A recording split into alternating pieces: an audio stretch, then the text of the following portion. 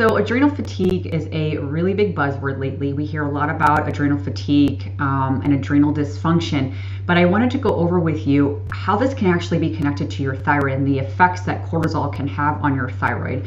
But if you could do me a very big favor, if you could go ahead and subscribe to my channel and then hit the bell so that you get a notification every time I release a new video. So like I mentioned, this is kind of a buzzword. We hear all about adrenal fatigue, and it can affect people in different ways. But one thing to keep in mind is that some people, when they are struggling with thyroid disease, whether that is hypothyroidism, hyperthyroidism, even Hashimoto's or Graves', is that sometimes we have to get the adrenals in check before we can even get the thyroid working properly, and vice versa. Some people actually can't even get their thyroid working at all, or their thyroid hormones working properly until they have addressed their adrenals. So here are some ways that your adrenals can actually affect your thyroid, meaning what your cortisol is doing. So you can actually get slowed down thyroid hormone production. Think about cortisol. It functions like in a negative feedback loop with your brain. So once cortisol enters your bloodstream, its presence will signal your brain, basically your hypothalamus and your pituitary gland, to slow down, because it's basically triggering any additional stress hormones, in other words.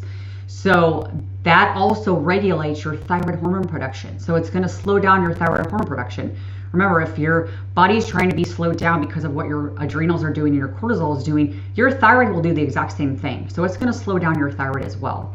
Also keep in mind that our cortisol production in our adrenals, it can actually reduce the conversion of T4 over to T3. So our stress hormones actually affect the enzymes that convert T4 to T3. Remember, you don't make very much T3. You only make like 20% T3, which is our active thyroid hormone. So because of the conversion that has to happen, we have to have a large percentage of conversion from that T4 to T3. If we have a lot of stress hormone, particularly cortisol, present, it's going to slow down that conversion. And so we actually end up getting an increase in something called reverse T3. Reverse T3 is basically inactive T3. It doesn't really do anything. It's kind of like the brakes on a car. It's just going to slow you down. And again, this is where it comes into play, is if you're under stress and you have cortisol, and the stress can look like many different things for different people, it's going to slow down all these metabolic processes, and it will absolutely slow down what your thyroid hormone conversion is doing. Also, when we have this adrenal imbalance and cortisol dysregulation, we can have a shortage of unbound thyroid hormone.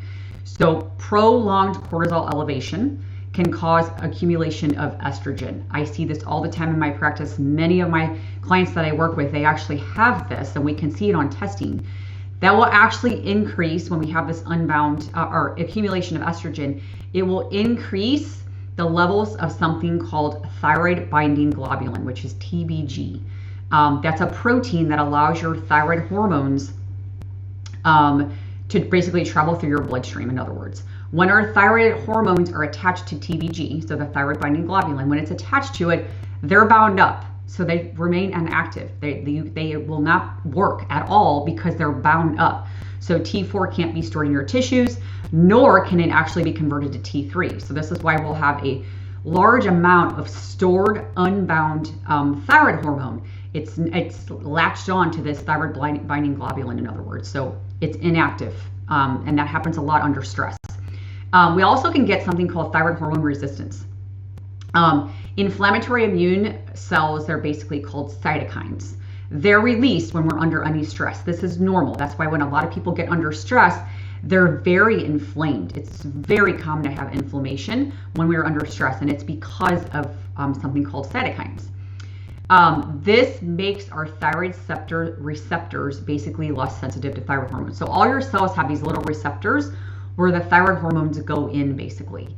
And they will become very less sensitive when we're under stress, and it's because those little receptors become less sensitive because of cytokines, in other words.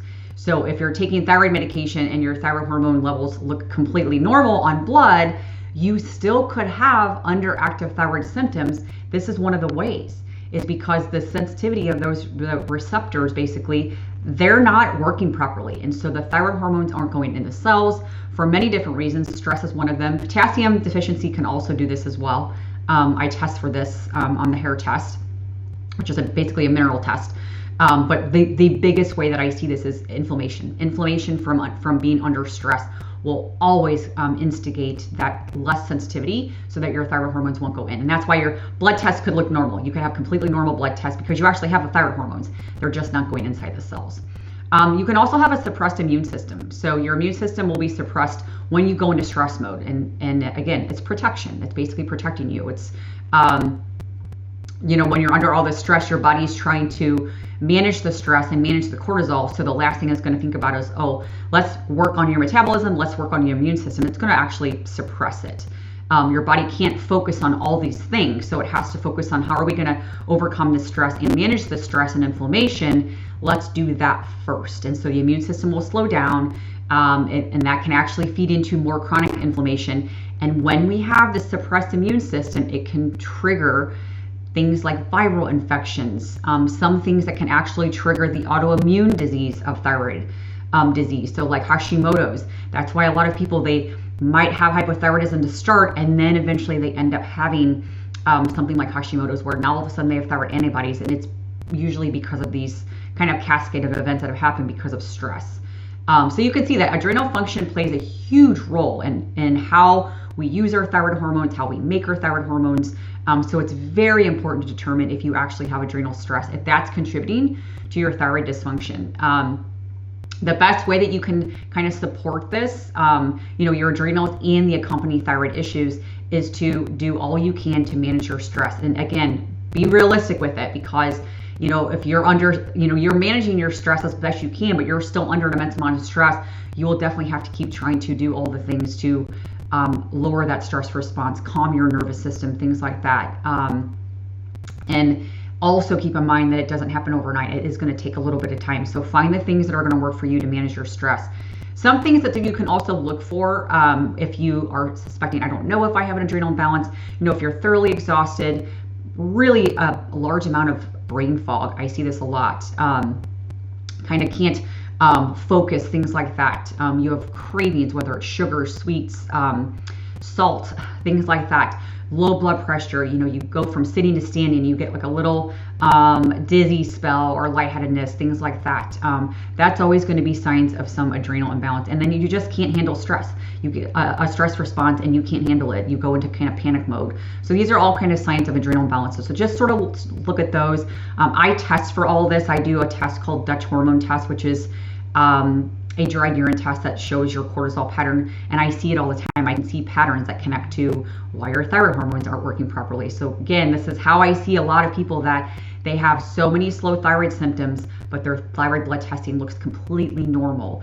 And more often than not, the adrenals are connected. That's one of the reasons why. So if you have any questions with this at all, definitely reach out. Let me know. Drop a comment below too if you've experienced adrenal stuff. I know I did in my health journey during my thyroid stuff. My adrenals were not the best, and now I pretty much have them managed. So let me know your thoughts and let me know how you manage your adrenal health and your stress yourself, and I will see you on the next video.